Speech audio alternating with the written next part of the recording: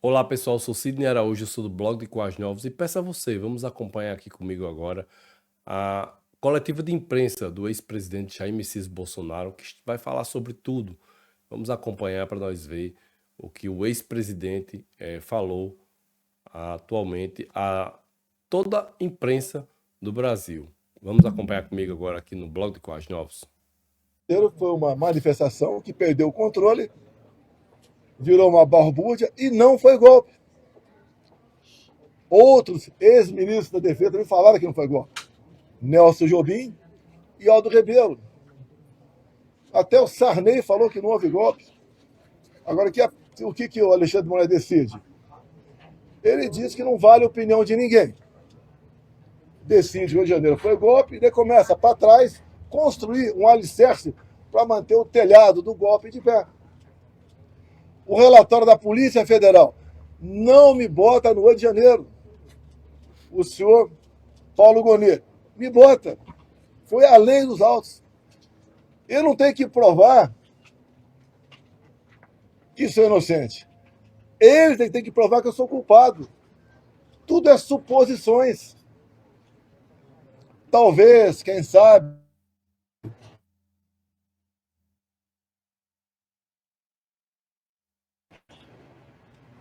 que ela é a peça mais importante para me acusar. Quando você vê manifestações do próprio Carlos Lupe,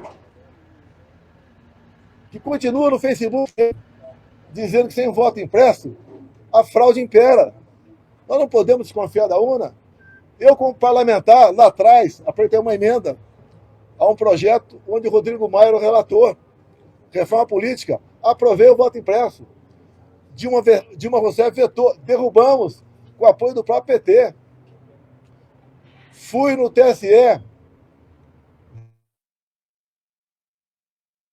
parando as urnas já modernizadas, vi as urnas. Jaúna, Barroso do Jaúna, a urna com o voto impresso ao lado. O Supremo, por 8-3, diz que é inconstitucional. Nós continuamos lutando pelo voto impresso. Como na Venezuela, nas eleições. Tivemos voto impresso, pela primeira vez. E lá foi possível detectar, então, que tinha algo errado. E quando se fala em urna eletrônica, esqueça a palavra fraude. Qualquer instrumento eletrônico pode falhar, qualquer um. Só a urna que é infalível. E nós devemos buscar cada só a urna que é infalível. E nós devemos buscar cada só a urna que é infalível. E nós devemos buscar cada só a urna que é infalível. E nós devemos buscar cada só a urna que é infalível. E nós devemos buscar cada só a urna que é infalível. E nós devemos buscar cada só a urna que é infalível. E nós devemos buscar cada só a urna que é infalível. E nós devemos buscar cada só a urna que é infalível. E nós devemos buscar cada só a urna que é infalível. E nós devemos buscar cada só a urna que é infalível. E nós devemos buscar cada só a urna que é infalível. E nós devemos buscar cada só a urna que é infalível. E nós devemos buscar cada só a urna que é infalível. E nós devemos buscar cada só a urna que é infalível. E nós devemos buscar cada só a urna que é infalível. E nós devemos buscar cada só a urna que é infalível. E nós devemos buscar cada só a urna que é infalível. E nós devemos buscar cada só a urna que é infalível. E nós devemos buscar cada só a urna que é infalível. E nós devemos buscar cada só a urna que é infalível. E nós devemos buscar cada só a urna que é infalível. E nós devemos buscar cada só a urna que é infalível. E nós devemos buscar cada só a urna que é infalível. A Constituição ser acusado de golpista. Não tem cabimento isso. Vão enfrentar o julgamento, não tem alternativa. Mas eu lamento a peça do senhor Paulo Gonet. Uma pessoa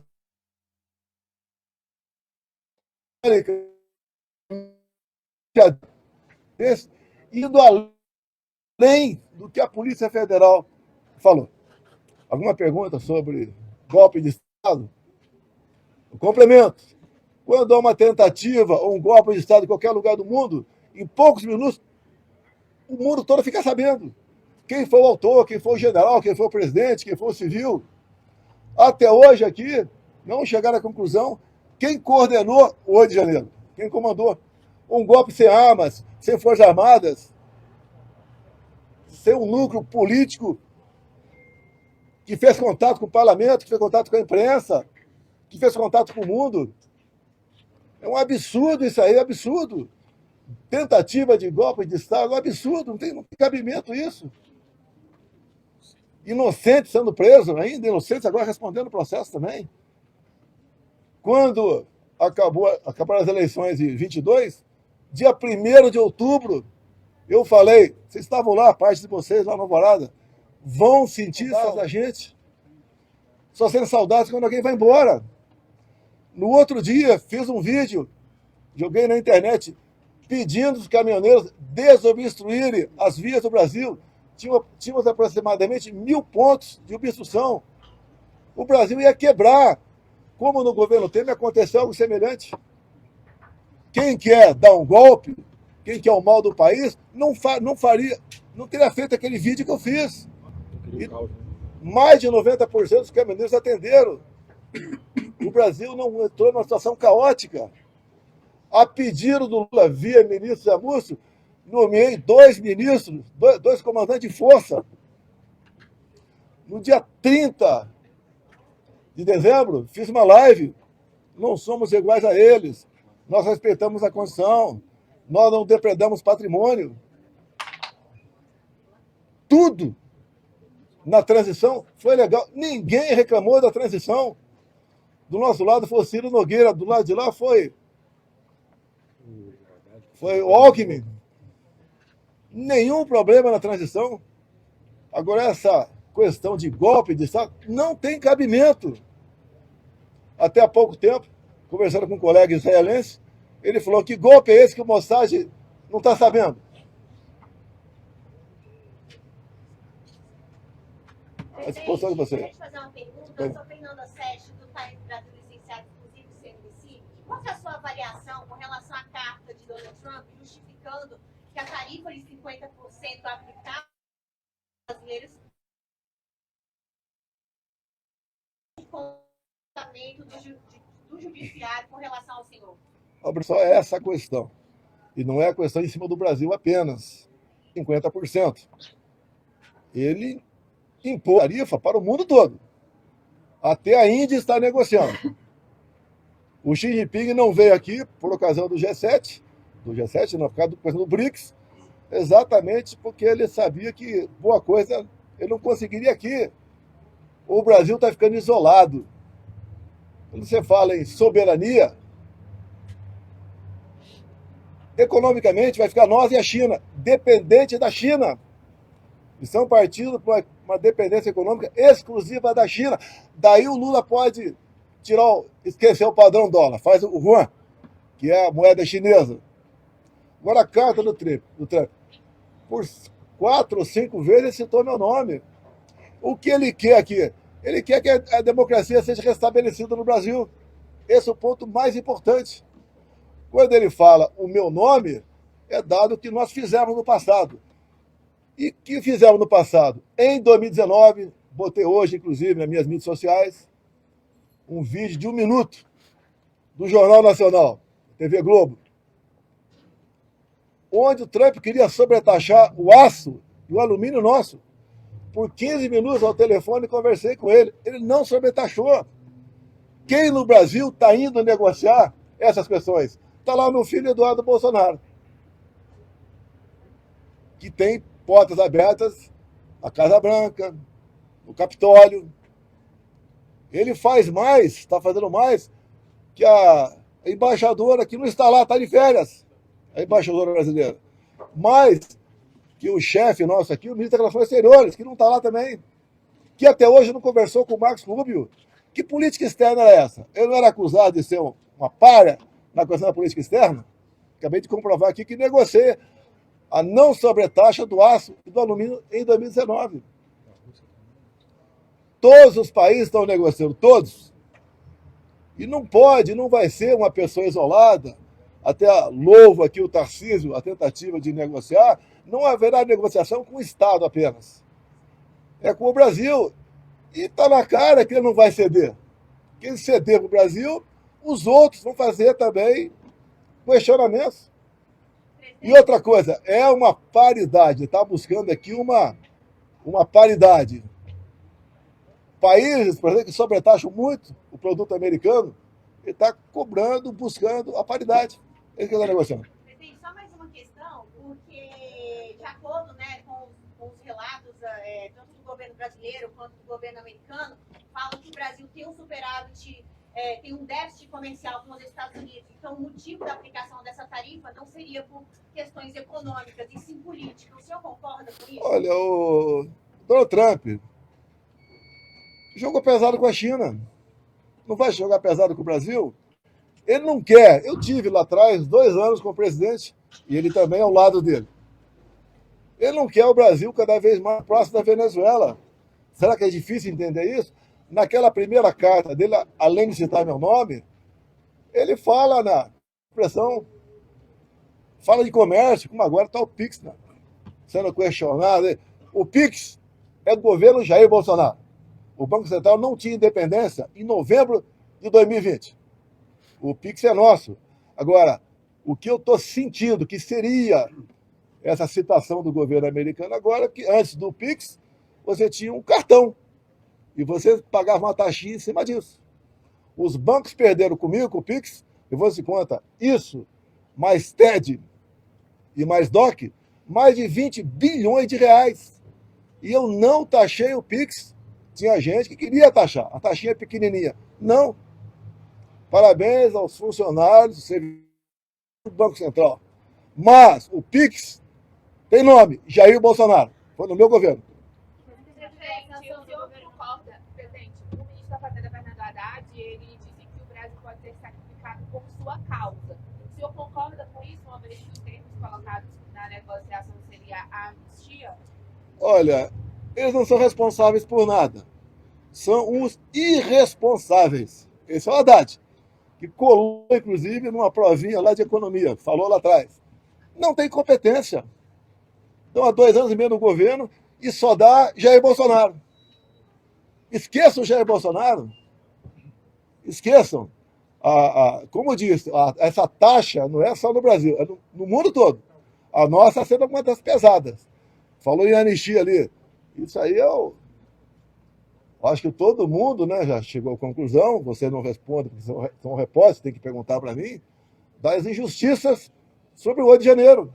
Não é apenas a Débora. Há 3 semanas, uma senhora com 7 filhos foi condenada a 14 anos de cadeia. Mas por que você? Você é repórter? Você é repórter? Você é repórter? Você é repórter? Você é repórter? Você é repórter? Você é repórter? Deixa ele continuar falando aqui, né? Respeito os colegas da imprensa aqui, cara.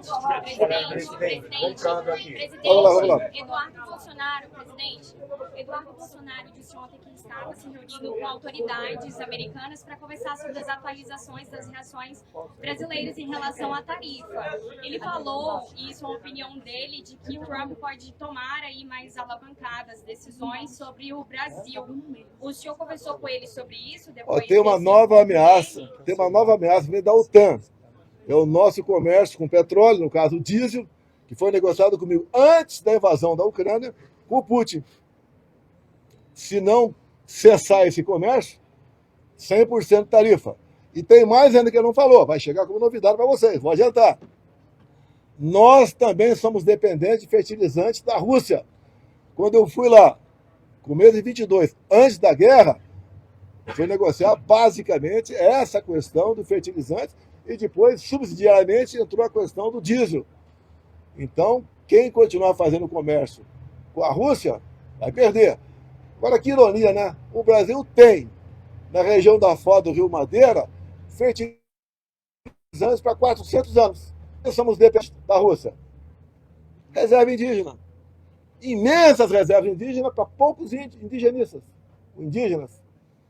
Realmente fica difícil você falar que o Brasil vai conseguir sua soberania, uma sua total independência econômica e vai ser um país de primeiro mundo, com pessoas agindo dessa maneira na questão de reserva indígena. Mas o senhor não acha, presidente?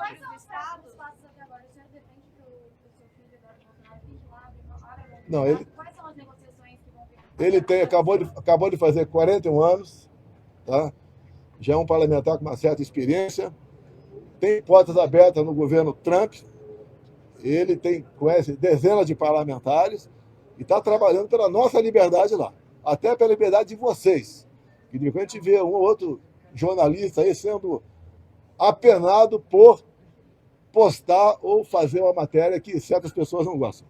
Mas, presidente, o senhor não acha que essa condicionante de anistia em troca de tarifaço é um desrespeito do governo dos Estados Unidos? Não, eu não estou. Poderia ajudar no respeito à soberania. Isso é lá com o governo Trump. Eu não tenho essa liberdade toda que vocês acham que eu tenho com ele. O que ele quer é democracia no Brasil. Agora, quem vai negociar? Você não tem com quem negociar. E pelo que tudo indica, vai ficar pior para a gente. Novas sanções que vêm por parte da OTAN. Pediu o passaporte para negociar diretamente com o Trump?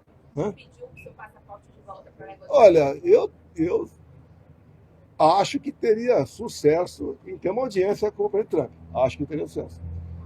Estou à disposição. Presidente, o senhor disse que os estados não devem continuar uma negociação, porque é uma negociação que deveria ser centralizada no governo federal.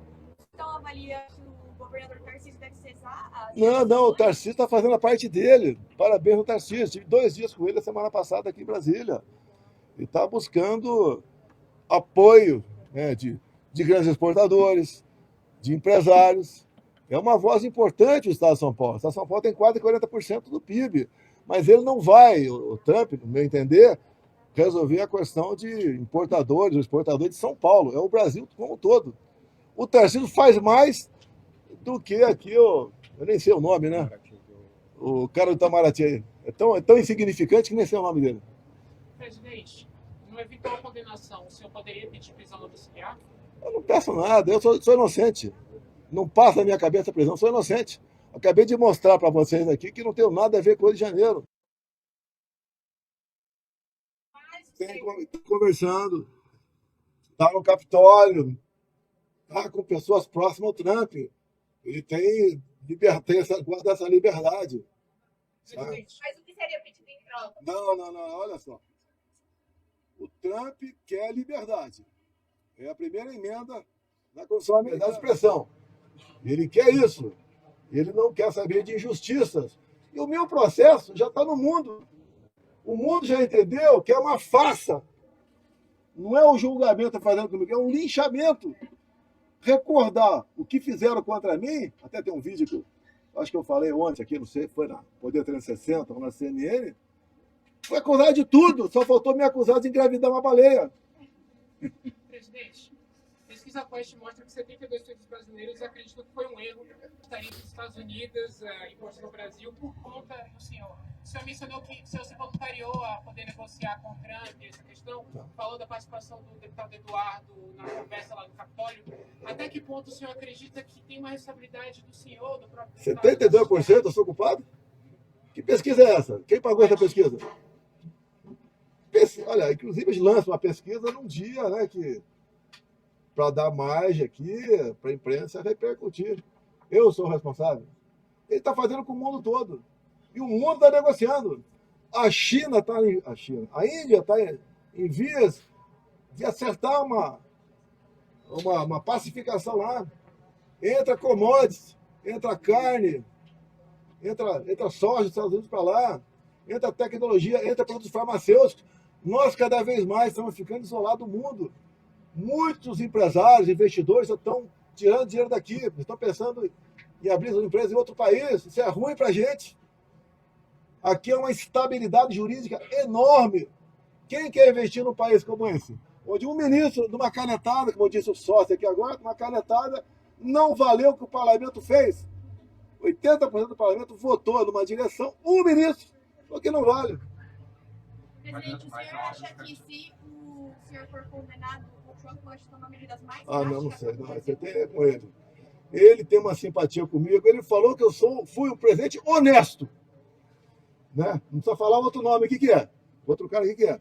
Honesto. Que negociei com ele, como falei no começo aqui. Botei 1 minuto e pouco aqui de um vídeo do Jornal Nacional, onde ele ia taxar o nosso aço e o nosso alumínio. Eu conversei com ele por 15 minutos, não taxou. Outra que tem que entender, quem está naquele outro lugar ali, que é a diferença entre os países. O PIB americano é 14 vezes maior do que o nosso. Alguns estados americanos têm o PIB maior do que o nosso. Tem que conversar com esse país, que é um gigante econômico e bélico, e não ficar o tempo todo alfinetando, estando do lado do Irã, condenando o ataque no Irã, o pai de Israel. Quando o Irã tiver uma bomba atômica, eles vão varrer Israel do mapa. Então, não é com o Brasil, é com o mundo. Graças a Deus, Trump foi eleito. Podemos sonhar aqui no Brasil de restabelecer a nossa democracia.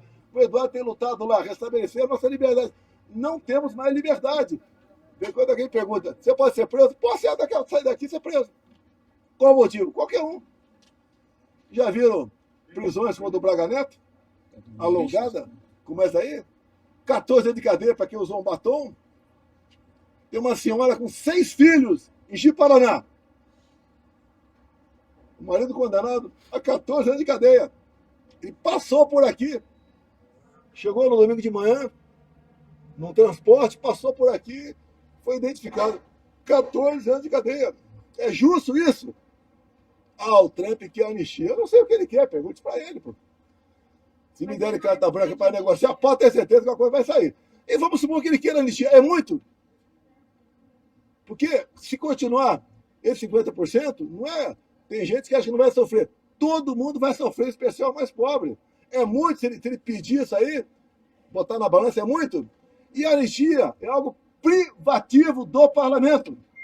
Não tem que ninguém ficar ameaçando. Ah, se aprovar a anistia, eu estou constitucional aqui. Tá, o nosso parlamento aqui, se continuar assim, vai ficar igual o parlamento venezuelano. Tem que ver uma reação. Não está ameaçando nada. Ele impõe as sanções e vai negociar. Você vai negociar com ele.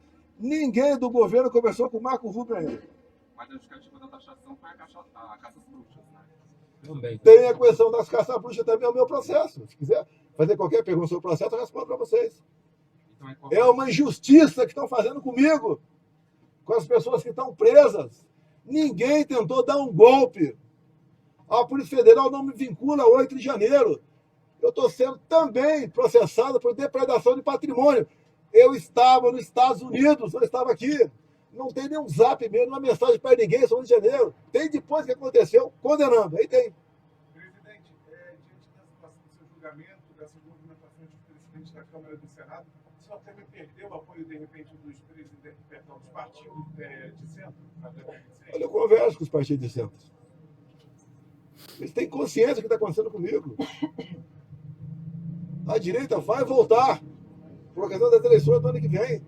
A direita veio para ficar. Ela estava espalhada. Nós unimos. Em qualquer lugar do Brasil que eu vá, sou bem recebido. O IOF pode atrapalhar isso? O IOF foi lá.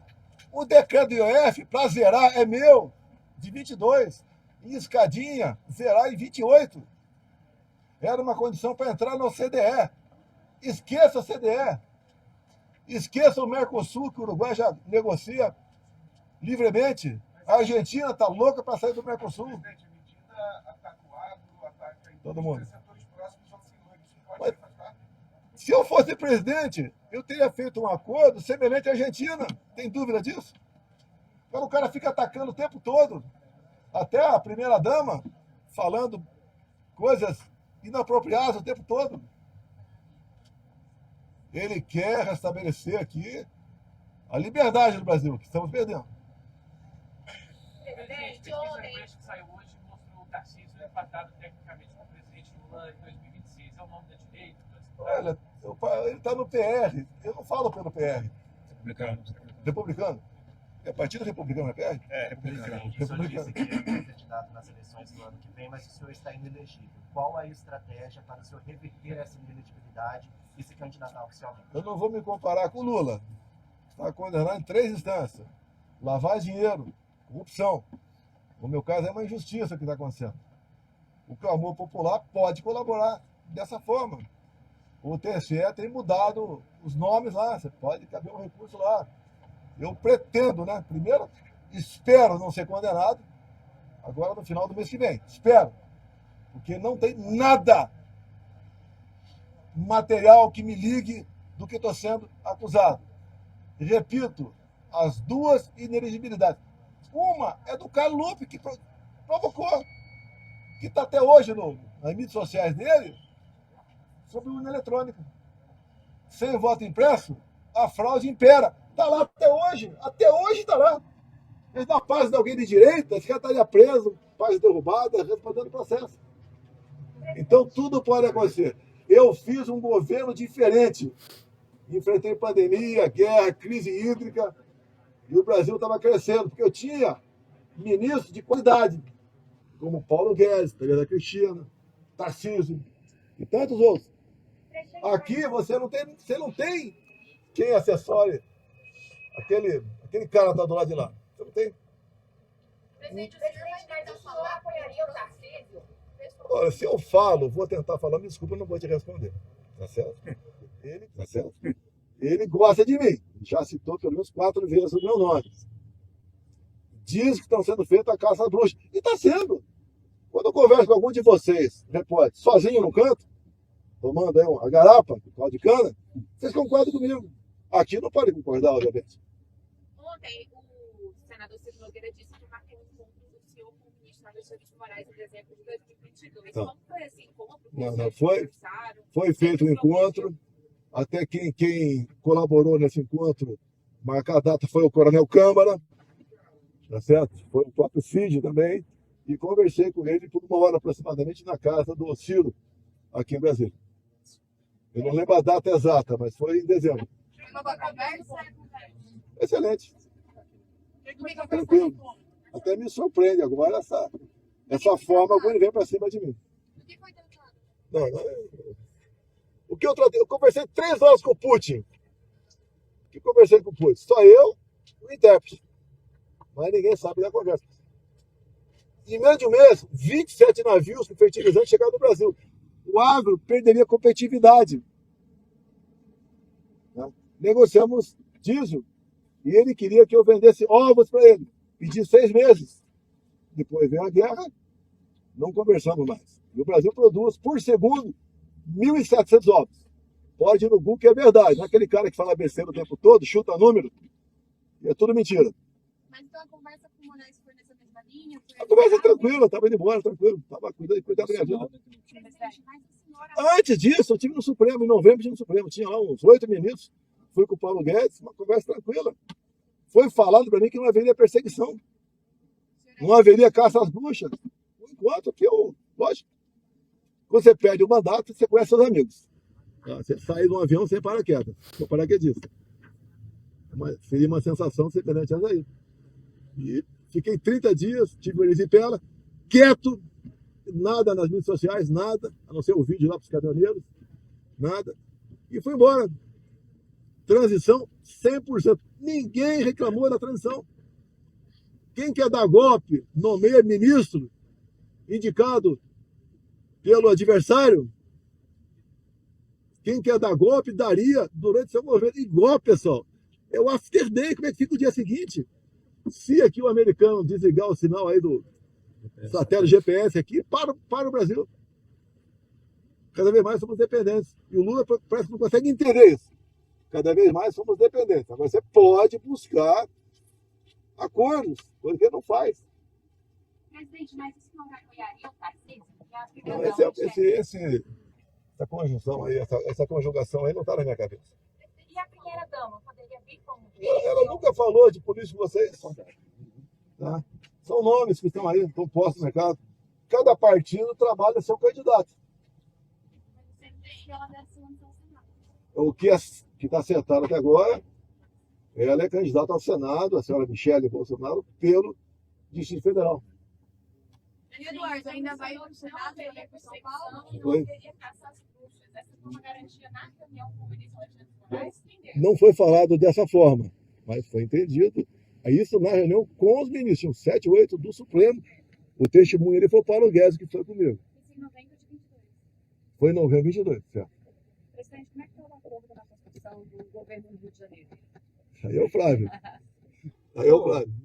Rapidamente, só para não perder o foco aqui da conversa, e houve uma precipitação de querer escolher quem vão ser os candidatos numa chapa de governador, vice, senado.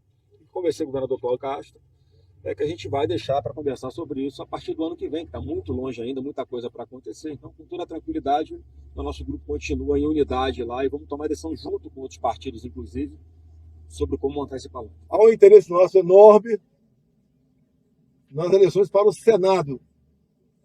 Nós queremos um Senado forte para equilibrar os poderes. E lá no Rio, tem a reeleição do Flávio e a outra que a gente não sei se o Cláudio Castro vem como candidato. O filho meu, Carlos, vai para Santa Catarina. Pesquisa lá, dá em primeiro lugar. Tem um desconhecido, Bruno Scheid, Rondônia. Ele está acertando no Brasil todo. Depender de mim, Gilson, em Pernambuco. Estamos trabalhando dessa forma no Brasil todo. Aqui, o Capitão Beto do Amazonas.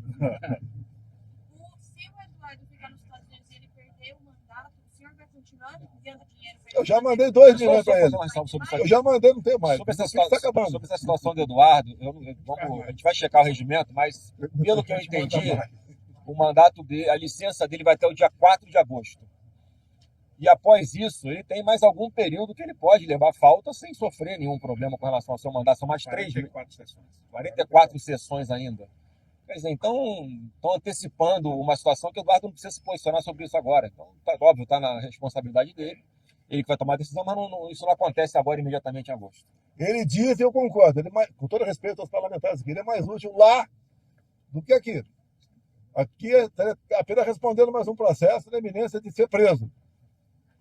E aqui nós temos mais de 20 parlamentares que estão na marca do pênalti. Entre eles aí o próprio Nicolas, o Gaia, o cabo Gilberto. Mais alguém aqui? O Espírito Santo, o Marcel Van Hatten. Giovana Federal. Ele fala na anistia como uma condicionante para o recuo em relação ao IOF. Eu concordo com Ele não está na condição de impor qualquer coisa. Né? Ele acha que a anistia resolveria.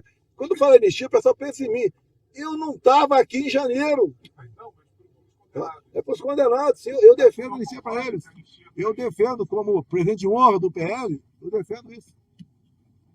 Como acredito que seja quase unanimidade do PL, defender a anistia.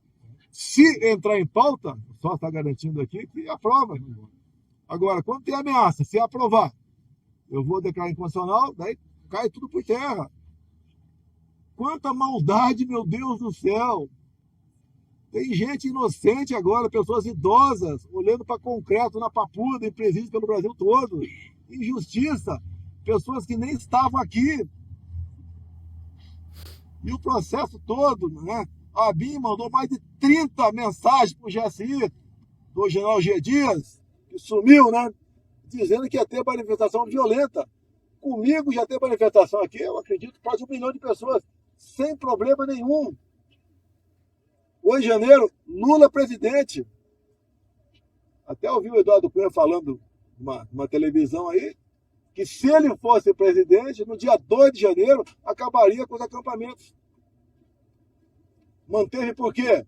Acredito que o golpe deles, só não foi perfeito porque eu não estava no Brasil. Se eu tivesse, eu ia buscar em casa como troféu à noite ou madrugada de segunda-feira. Graças a Deus não estava aqui. Botei? Pessoal. Com relação à saúde, O maior problema de saúde que eu tenho é a idade. Estou chipado.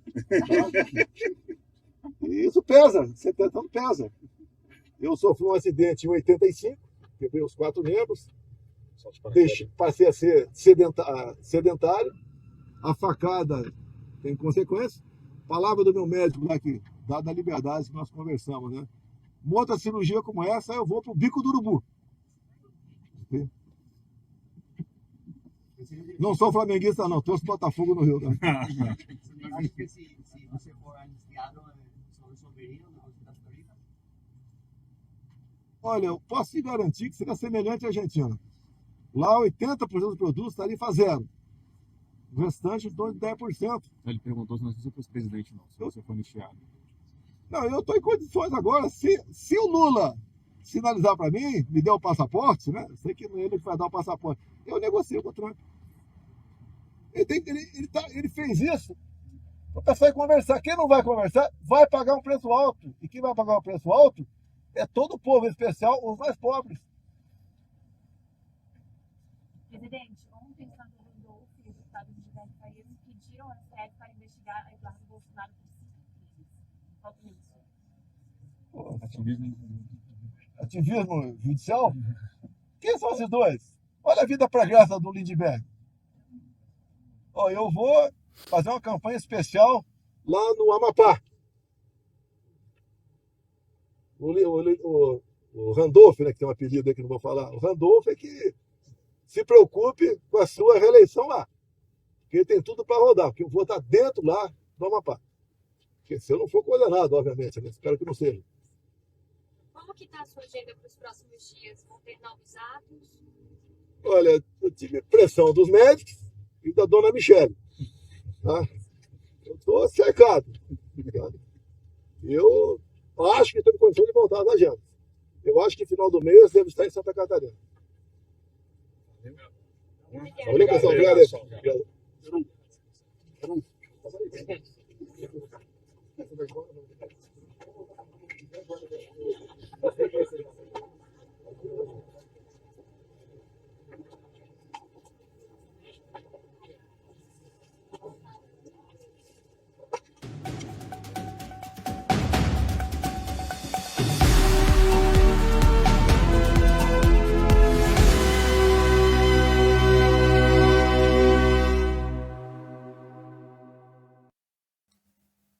Pois é, pessoal, acabou agora a coletiva de imprensa do ex-presidente Jair Messias Bolsonaro, que vem sendo muito atacado, né?